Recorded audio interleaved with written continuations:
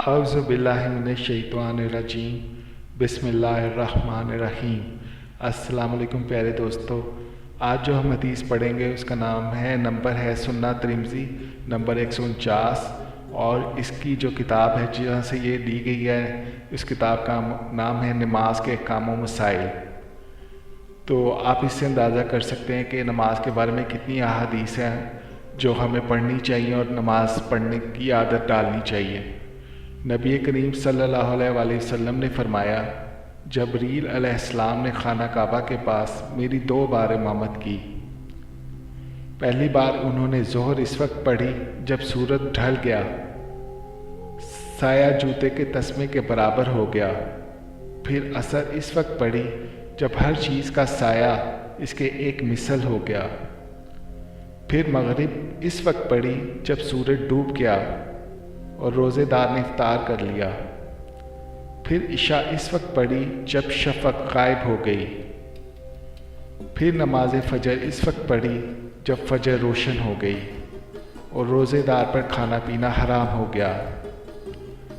दूसरी बार ज़ोहर कल की असर के वक्त पढ़ी जब हर चीज़ का साया इसके मिसल हो गया।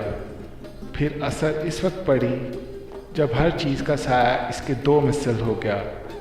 फिर मगरिब इसके अव्वल वक्त ही में पढ़ी जैसे पहली बार में पढ़ी थी। फिर इशा इस वक्त पढ़ी जब 1/3 रात गुजर गई। फिर फ़जर उस वक्त पढ़ी जब उजाला हो गया।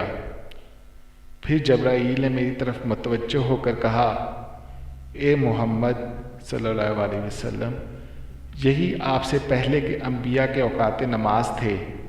आपकी नमाजों के औकात भी इन्हीं दोनों वक्तों के दरमियान हैं। इमाम तिरमिज़ी कहते हैं, इस बाब में अबू हुरैरा, बरीदा, अबू मूसा, अबू मसूद अंसारी, अबू सईद, जाबिर, उमर बिन हरम, बरा और अंस रज़ी तआला अन्हुम से भी अहादीस आई हैं। तो इस हदीस से हमें नमाज़ें पढ़ने के औकात के बारे में इल्म हासिल होता है।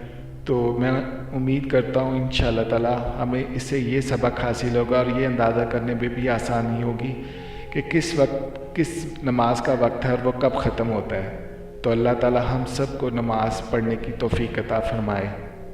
आमीन या रब्बुल आलमीन।